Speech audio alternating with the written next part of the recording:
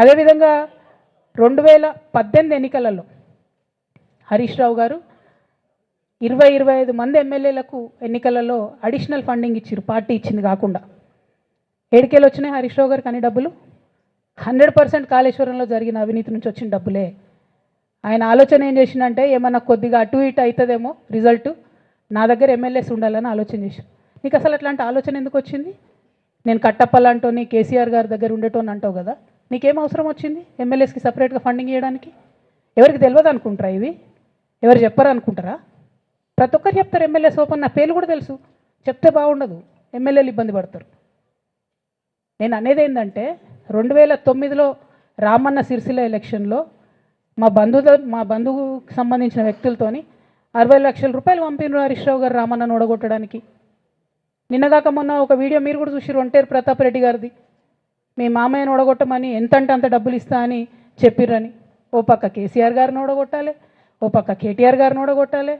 నిజామాబాద్లో నా ఎంపీ సెగ్మెంట్లో అందరు ఎమ్మెల్యేలను మేనేజ్ చేయాలి, అందరిని మన కేసీఆర్ కుటుంబాన్ని ఓడగొట్టాలి, విచ్ఛిన్నం చేయాలి.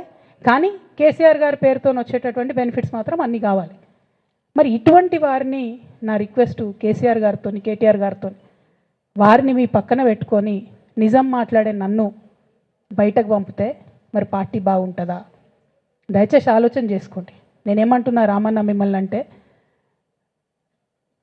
నా మీద మీకు కోపం ఉండొచ్చు, నా మీద ఏముందో ఎవరేం చెప్పారో నాకు తెలియదు. నేను మాత్రం నా ప్రాణం పోయినా కేసీఆర్ గారికి హాని జరగాలని కానీ కేటీఆర్ గారికి హాని జరగాలని కానీ కోరుకోను. అది నా నైజం కాదు. ఆడపిల్లలకు అట్లా ఉండదు. ఆడపిల్లలు ఇల్లు బాగుండాలనుకుంటారు. నా మనసుకి ఎంత గాయమైతే, నాకు ఎన్ని అవమానాలు అయితే, నాకెంత ఇన్సల్ట్ అయితే, నా మీద ఎన్ని కుట్రలు జరిగితే నేను ఇట్లా మాట్లాడుతున్నది. ఇది నా బాధ, ఇది నా ఆవేదన. నాన్న చూస్తలేరేంది వీళ్ళని అన్నది ఆవేదన, చూసుకుంటా క్షమిస్తారేంది ఇంకెన్నిసార్లు క్షమిస్తారు అన్నది నా బాధ. అంతే తప్ప నాకేం కోపం ఉంటుంది? ఎందుకు కోపం ఉంటుంది? నాకు ఎన్ని జన్మల పుణ్యం ఉంటే కేసీఆర్ లాంటి తండ్రి దొరుకుతాడు? కోట్లలో ఒకరికి ఉండేటటువంటి తండ్రి నాకు దొరికిండు. ఆయన లేకపోతే నేను ఎవరు ప్రపంచానికి తెలుస్తుందా? నాకెందుకు అవసరం ఉంటుంది? నాకేం కోపం ఉంటుంది కేసీఆర్ గారి మీద? నాకు బీఆర్ఎస్ పార్టీ మీద ఎందుకు కోపం ఉంటుంది?